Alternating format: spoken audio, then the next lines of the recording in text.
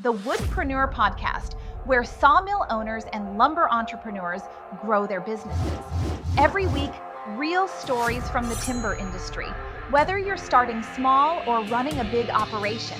Subscribe for real stories and insights from the industry. Hello, and welcome to a brand new episode of the Woodpreneur Podcast. I'm your host, Jennifer Alger, and today I am joined by Anthony Saraceno, the operating partner at Real Antique Wood. And hopefully I didn't butcher your name too bad, Anthony. Welcome. Yeah, wonderful job, Jennifer. I appreciate you having me on today. Good. We're very happy to have you here. So, Anthony, what can you tell me about Real Antique Wood? How'd you get started? What's your mainstay and all that good stuff? I'll say we got started. September will be 15 years for us, so we're pretty stoked about that. We are family owned and operated reclaimed wood mill right here in New Jersey. So we started out our roots, I'll say, kind of hardwood flooring industry, and without getting too far into the weeds, because I know we don't have too much time with the podcast, but there were many things that went on and kind of led us in the direction that we've headed to today. So we started out with just some simple barn structure reclamation, and then it kind of things progressed that as hard work and determination usually turns into. And our long story short, like I said, 15 years is September, and our mainstay is literally about anything that has to do with reclaimed wood, from box beams to hardwood flooring, custom fabrication, anything from fine furniture pieces up to, it could be just a small charcuterie board. We pride ourselves on that small, tight knit. I mean, we're a group of 6 on a daily, so there's not a huge team of us, so we're very tight knit. My wife Taylor is the partner here. I've got my brother who handles the front of house. So it's a nice family feel when you come in. We treat all our clients like family, and we don't discriminate. You like reclaimed wood, you're our kind of people. So that's set up really well how we got here. Yeah, love it. So were you doing the deconstruction yourselves or are you buying it from a salvage lot, or where are you getting your wood from? So we do a lot of the demolition ourselves, but there are also other demo companies that we do work hand in hand with. And it depends on the scale of the project or the structure where it is. And we've got, luckily, a nice smaller barn lined up for end of this year once the cooler weather comes in. That's close, that's right in Morris County. So about a half hour from us. So that's a beautiful thing in comparison to going, 8, 9, 10 hours out to Ohio, or, even further than that sometimes. Okay. It depends on the structure. It depends on the type of building. There's some of the demo contractors who we've worked with. We've kind of gone hand in hand. I'll say there's, they do some of the masonry. We'll come in and salvage some of the timber or some of the flooring. And then there's some other folks that they've already got it down, so same thing is with our clientele. If you're into old wood, you're our kind of people. Same goes with the demo folks. It all depends. We'll kind of handle however we need to reclaim. Okay. So you'd mentioned barns. Are you doing just any types of buildings and like water, or do you do water towers, other structures, ships, anything like that?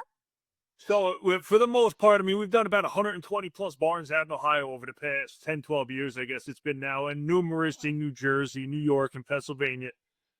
And even like countless factories and old industrial buildings as well, which are, in Newark, which is pretty close to us here in Patterson. So we've done some water towers. We've come across a few. We don't do a lot of it. I'll say that's a little bit different, from our bread and butter, right? We like the big structural timber that we can do. It's really an open-ended what this could be, right? So the water tower, we're a little bit limited. It's a smaller soft material. But where we've done, we've been to Bali, been to Java, and brought back some old fishing boats. So Fun. Well, you'll go just about anywhere. Yeah. Most importantly, you're trying to have fun doing it. When you go to sell the material, are you telling the story of what structure it came from or kind of what its past use was? Nice. Yes, we do. That is definitely something that we pride ourselves on, right? So even if, let's say, we work with a demo contractor to reclaim this material, we're still going and getting the photos and some video and, of course, the location of where it was prior. Yeah. That was really one of the big things for us when we first started out, that we wanted to be able to pass the image on to the end user and pass the photographs. I actually just put up a post yesterday about a fireplace mantle. It was originally a barn in Attica, Ohio, and now it's living right down the Jersey Shore, an hour south of us here. So Yeah. we definitely like to be able to pass that on. Yeah, that Provenance really sells. I know we do urban salvage and reclaimed out here. And the story, the Provenance, that's what people want to know. They want to connect with something, instead of it being this mass produced, who knows where it came from, who knows where it's going to end up, probably the landfill. That's right. Love what you guys are doing, reclaiming that stuff. So 15 years. What made you guys decide, boy, we're going to go into the reclaimed wood business? What'd you do before and how'd you get here? Yeah. So I'll say me in my past life, I was actually an auto tech. So we did custom restorations. I was always very hands-on, and all through school. It wasn't for me, to be honest with you. So I knew, like, a desk job, I can't really sit still for too long. I like to be hands-on and constantly on the move. And doing what we do is kind of a perfect fit for that. But the gentleman who founded, I'll say, him and his wife, they were a hardwood flooring contractor prior. So going back 15 years, the building that we now own, it used to be a hardwood floor supply company. So things happened. The gentleman who owned the company that operated out of the building prior, he had passed away. They started to kind of shrink down. The company was Harvester. They kind of started to shrink down a little bit. And long story short, Gary, at the time being a hardwood flooring guy, he was doing the installations for another reclaimed company. And, to your point of being able to pass the history on to the end user, he had said to this gentleman, hey, I would love to be able to give this to clients who are asking, who we're installing these floors. They want to know where it came from. What was it prior? Right. Long story short, he got told, go pound rocks, to be honest with you. But that's not what we do. And, that kind of struck a nerve on our end that, I grew up being around old barns and old structures and just having a true love for all things old. Yep. And, that really was like a sticking point that we wanted to really be able to drive that point home to our clients. So a little, I'll say, time goes on, and that kind of struck a nerve with Gary that, all right, you don't want to do that, but I want to, right? So Gary has known me for the past 30 plus years since I was a little kid, knew kind of what I was into, and we went out to numerous, I'll say, catless, dinners, and talking about, the company, about what we could do, things like that. Yeah. I'll say the fast version. Here we are 15 years later, and enjoying every minute of it. So great. Congratulations. Yeah, that's thank you. Quite the transition. So yeah, it's amazing how something that you wanted it to go this way, that didn't work out. Well, we'll do it anyways. We'll figure out how. That's right. Yeah, That's right. love it.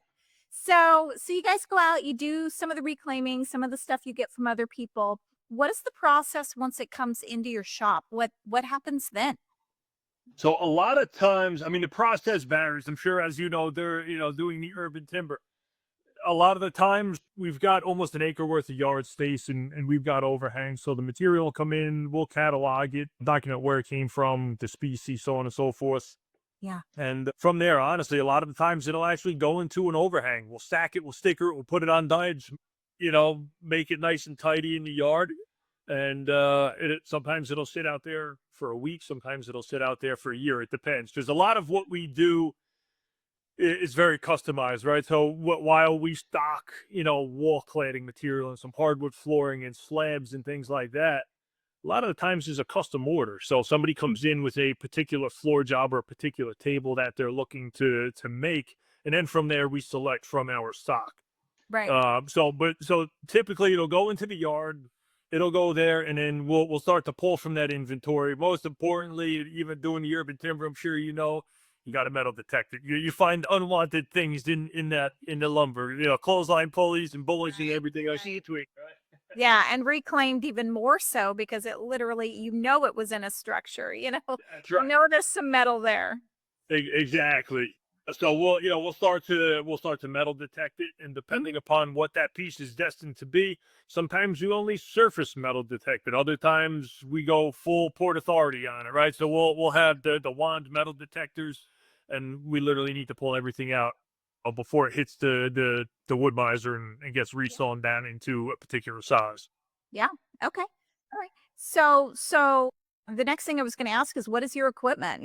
How does that look? So you're using a wood miser, great brand, love it. Yes. Yeah, we like our wood miser. Um, So we've just got a little HR 130. It's just Okay. just a resaw. When we first started, I was kind of like, all right, at some point we know we're going to have to upgrade. We're going to have to, yeah. but it has treated us so well, and it's one of those things that there's no downtime. It's very simple. There's minimal electronics on it.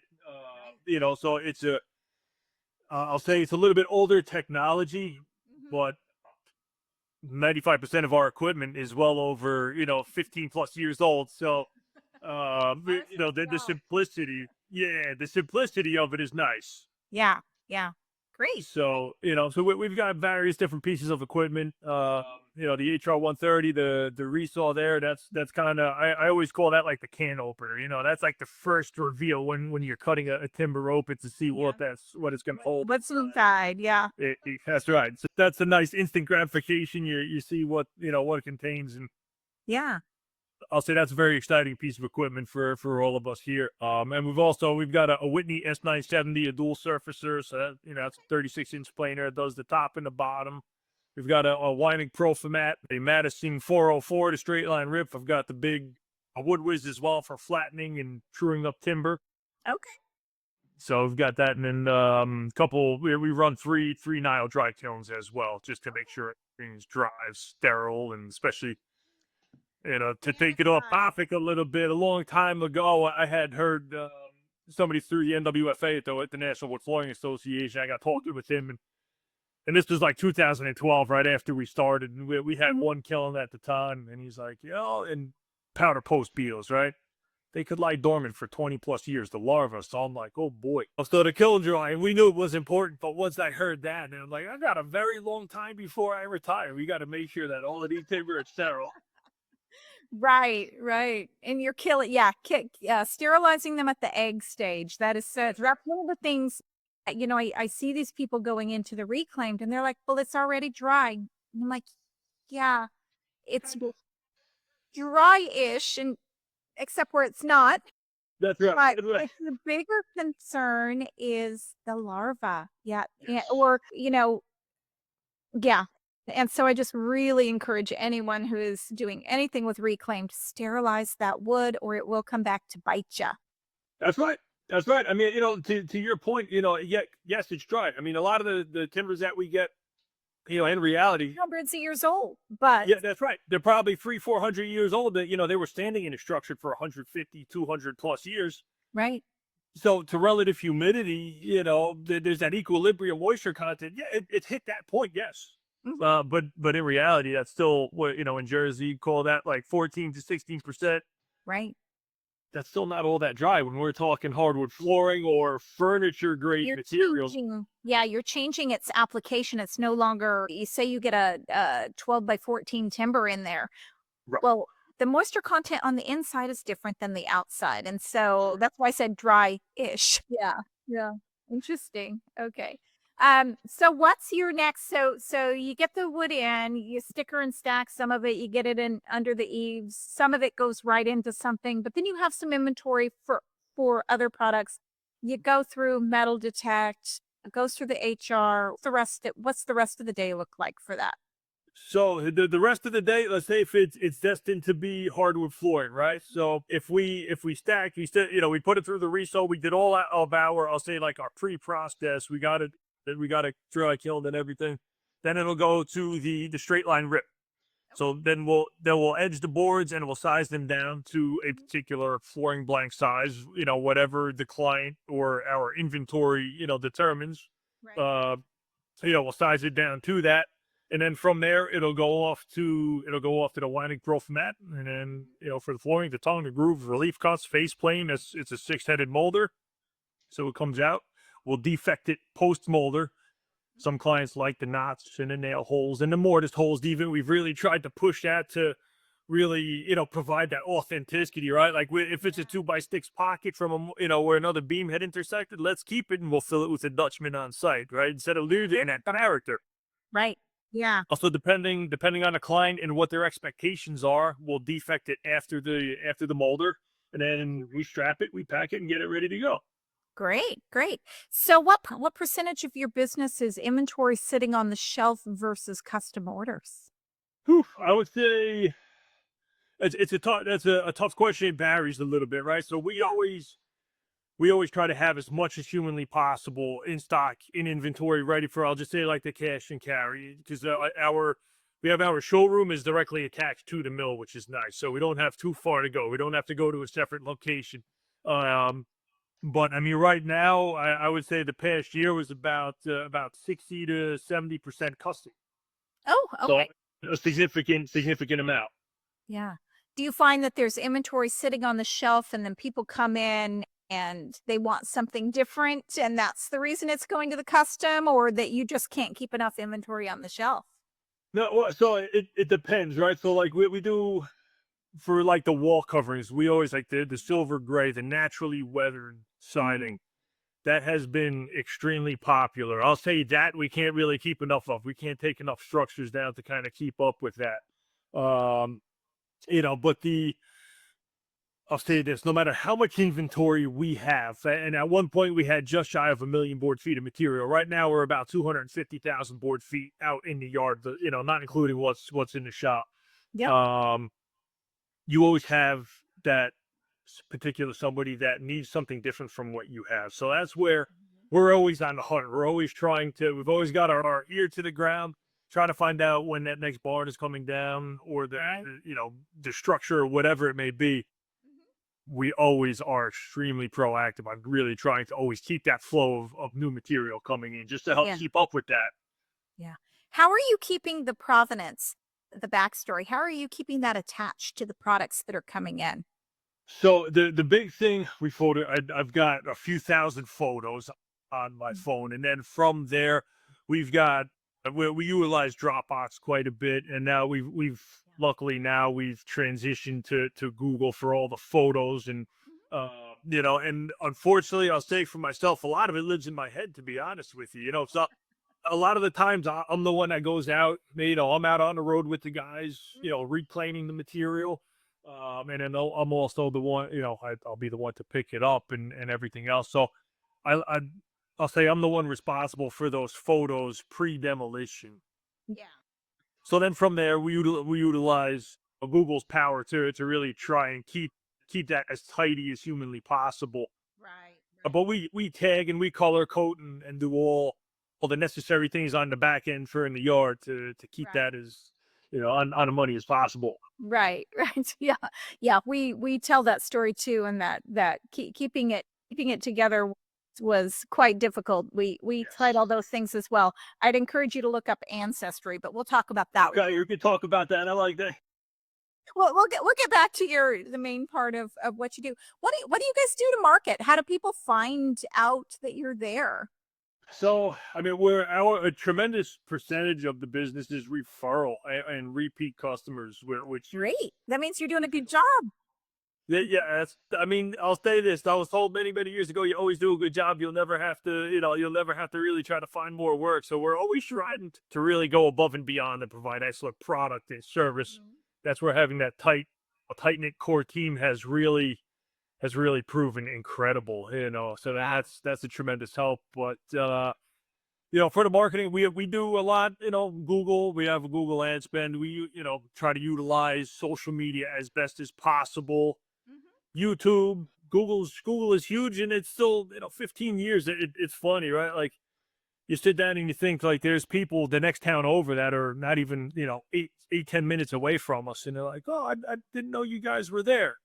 And then it really like it's so funny though, because like the world is so small because of technology, but then at the same time it's the polar opposite that like, for example, there's multiple restaurants that we have contributed to, right? Whether it's tables or wall cladding or things like that are within a town that's very close, and people are like, oh, I didn't know you were there. Irvington, like what? Why Irvington? How do you end up over there? And it kind of reminds you, while the world is so small, there's so many other people out there that you really want to try and get in front of.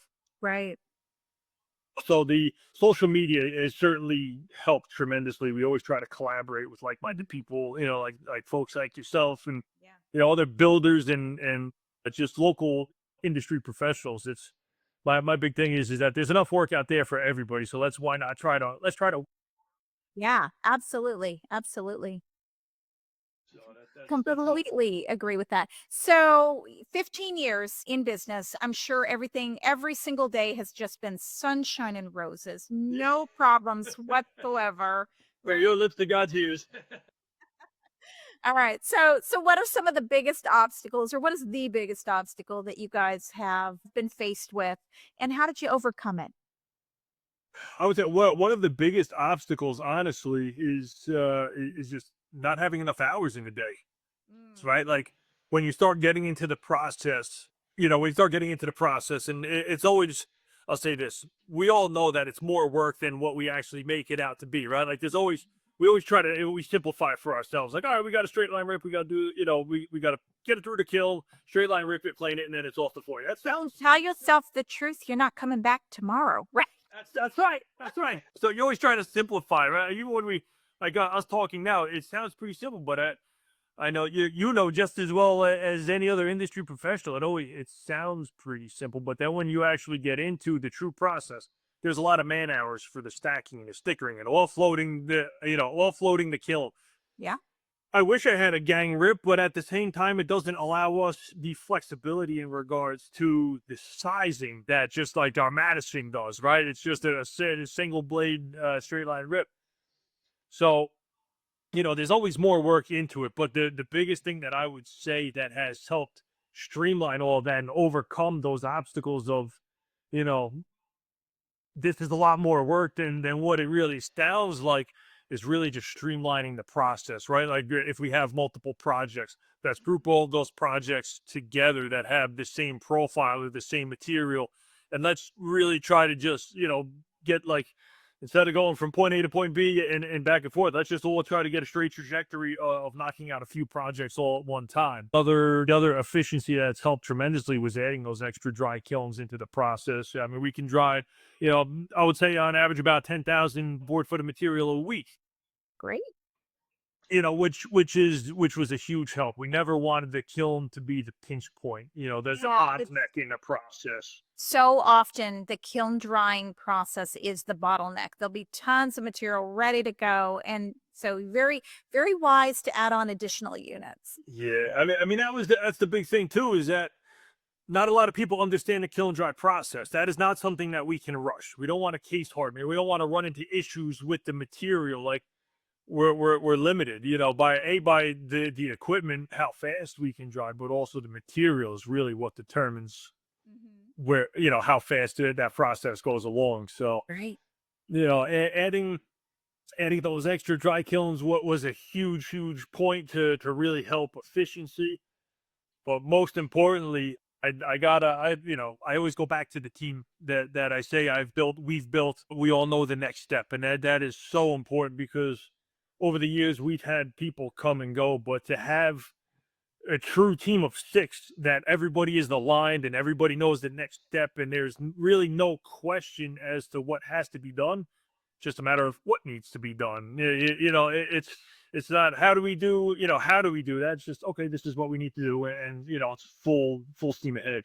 So how are you delegating? How are you managing or whoever is managing the team? How are they determining who does what to make sure that all the things are getting done? How are you guys communicating or vibing within your group of six to make sure that everybody is staying busy, every system and process is being done, and all of that?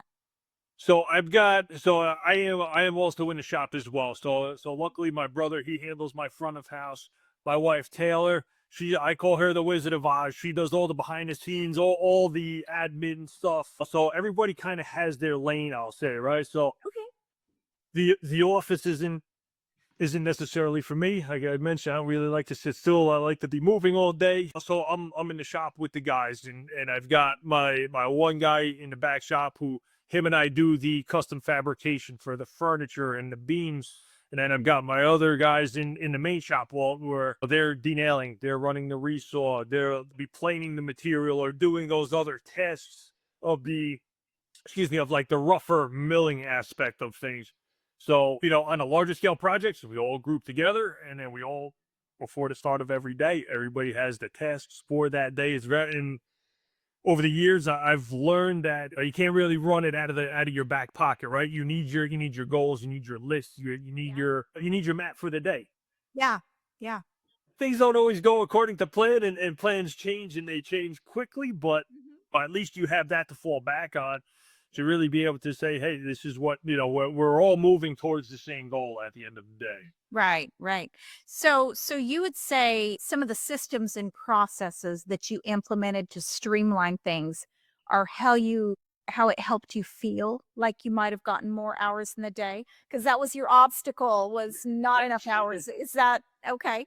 Okay. I'll say it. Yes. So yeah, to get back on point. Yes, 100%. So the big thing is, yeah, you want to try and slow that clock down as best as possible at all times. So having everybody working towards the same goals, and the equipment and the dry kilns, that all has really, has really tightened things up in regards to minimal downtime and minimal guest work, to really just tighten everything up, for lack of a better word. Yeah, yeah.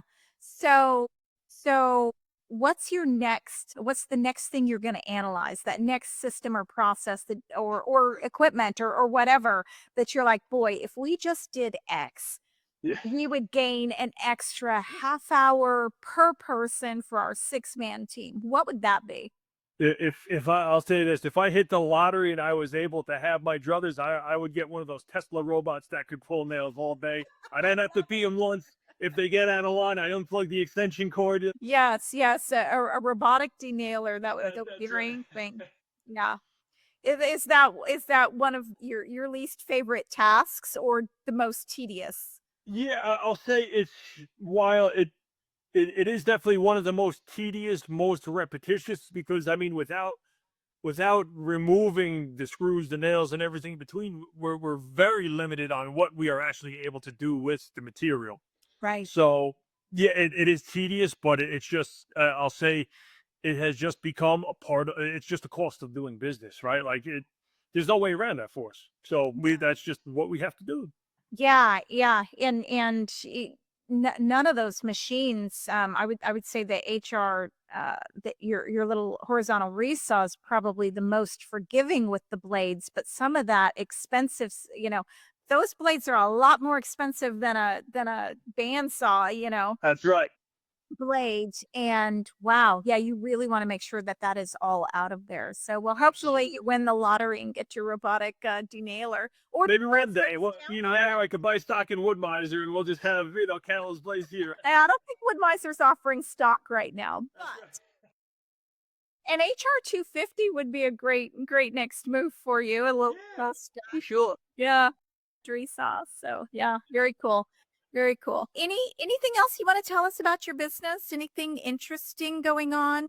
I mean, I would say, in regards to interesting, I mean, if obviously, if you're interested in learning more about us, definitely give us a follow, check us out. But Where will they follow you? How will they find you?